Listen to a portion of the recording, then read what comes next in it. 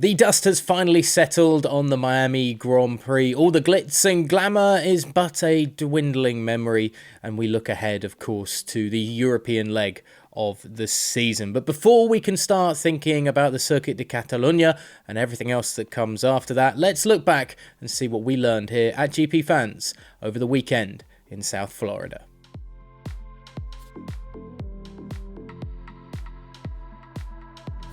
If it wasn't clear after the weekend in Imola that Red Bull is ahead of Ferrari now, then we can say with confidence that the Milton Keynes-based outfit is now the team to beat. Ferrari may have taken a front row lockout in qualifying as Charles Leclerc beat Carlos Sainz to secure pole, but in the race, the Scuderia simply had no answer for Max Verstappen.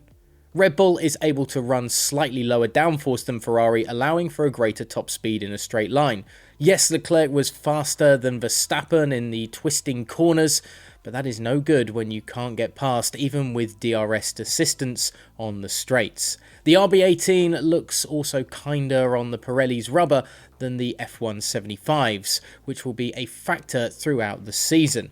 One issue that still lingers though is reliability, with Verstappen suffering hydraulic problems on Friday and Sergio Perez struggling to finish the race with a power unit issue in the latter stages of the Grand Prix. Had it not been for a loss of power, the Mexican would have almost certainly been on the podium. Make no bones about it, Ferrari now has its work cut out and upgrades are expected for the Scuderia.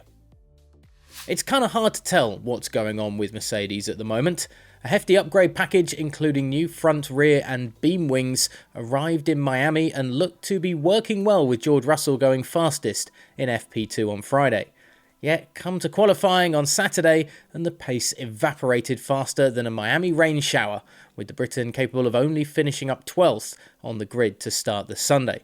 Lewis Hamilton fared a little bit better, but then missed out on the points he deserved because of the timing of a safety car yet again, with the 7-time world champion just in desperate need of that little bit of luck this season. But 5th and 6th was a good result for the team to keep that motivation going. Who knows what morale would have been like if the Silver Arrows weren't at least the 3rd fastest team after Friday's big glimmer of hope. Former Mercedes driver Valtteri Bottas should have finished ahead of both Silver Arrows on Sunday. The Finn has been a different person since moving to Alfa Romeo, with a real team leader's attitude backed by strong performances.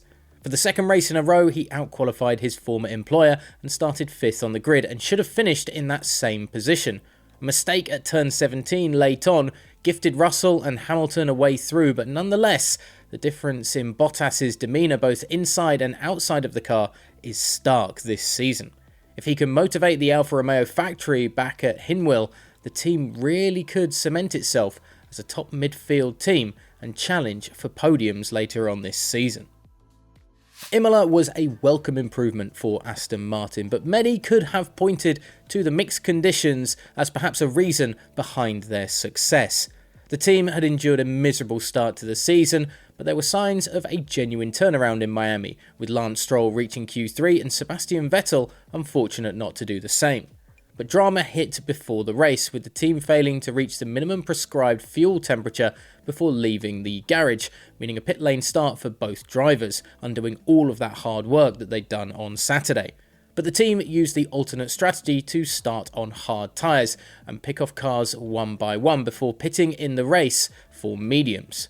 The safety car for Lando Norris's clash with Pierre Gasly no doubt helped, as did a double penalty for Fernando Alonso in helping Stroll take a point for 10th. But Vettel would have been higher up had he not needed to retire after contact with his mentee Mick Schumacher. After being in danger of solidifying its place as F1's backmarker this season, the Silverstone-based team is showing signs of actually being a real contender in that midfield pack. For Mick Schumacher, the move on Sebastian Vettel that resulted in contact will go down as another learning moment in his career. His first points in Formula 1 looked to be in the bag despite letting Vettel through with an error at turn 17, but the contact consigned him to be the last of the drivers to finish the race.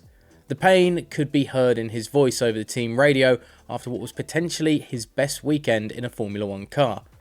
Formula 1 of course heads back to Europe and Spain next time out, a track that everybody knows well, at least from testing this season, and Schumacher probably feels that those elusive points now need to start coming sooner rather than later in his F1 career. So that's everything we learnt from the Miami Grand Prix. Is there anything else that we missed out on? Let us know in the comments section below, and of course hit subscribe to stay with us here at the channel to follow us throughout the 2022 season at GPFans.